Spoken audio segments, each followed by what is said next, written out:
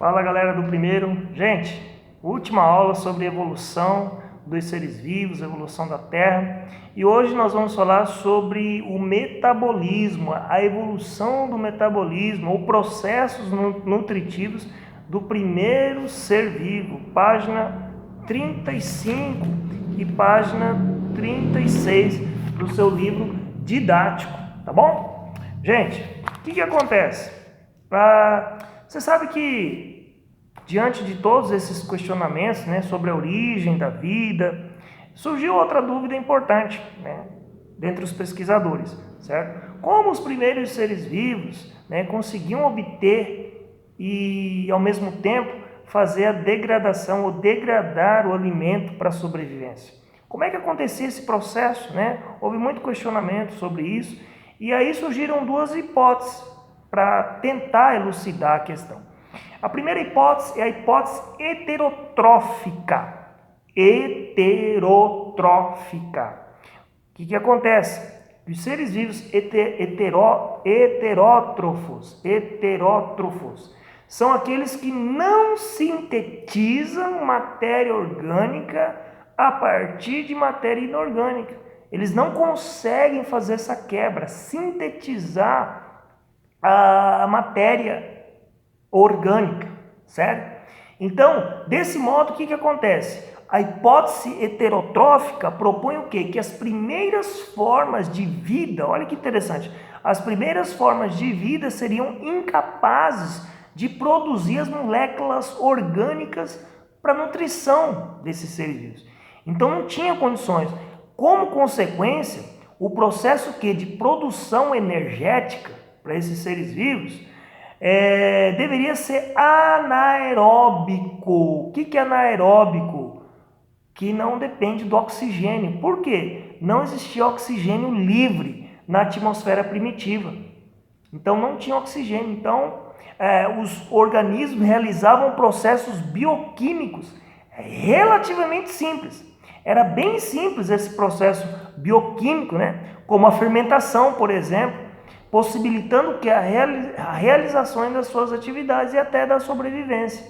E durante muito tempo, gente, muito tempo mesmo, esses organismos se multiplicaram, de uma maneira bem intensa, assim, e aí, com todo esse processo bioquímico, gerou muito gás carbônico na superfície da Terra. Aumentou consideravelmente, e com isso, a quantidade de alimento disponível no ambiente foi reduzindo drasticamente. E aí que vem a próxima hipótese, na página 36 do seu livro, é a hipótese autotrófica, ou seja, essa hipótese se baseava no quê? Na ideia de que as primeiras células formadas já teriam capacidade de sintetizar o quê? As moléculas orgânicas para sua nutrição, sendo, portanto, autótrofas, certo? Eles já tinham condições, essa é a hipótese que eles tinham, Então, os organismos autótrofos podem ser fotossintetizantes, ou seja, utilizam a energia da luz solar para a síntese de alimentos, como plantas, algas, naquela época, ou a quimiosintetizantes, obtém energia a partir de componentes inorgânicos presentes em ambientes inóspitos da crosta terrestre, como algumas bactérias, E aí considera-se, gente, porém, que os primeiros organismos autótrofos realizavam quimiossíntese, ou seja, para produzir a matéria orgânica. Utilizavam energia proveniente de reações químicas com compostos inorgânicos. E aí, com essa energia, é possível transformar o dióxido de carbono em água e glicose. Ok, pessoal? Basicamente isso, um resumo. Gente, uma coisa importante, você tem que entender. A sequência da evolução química, se você conseguir gravar isso, vai te ajudar a matar a questão do Enem, a sua avaliação.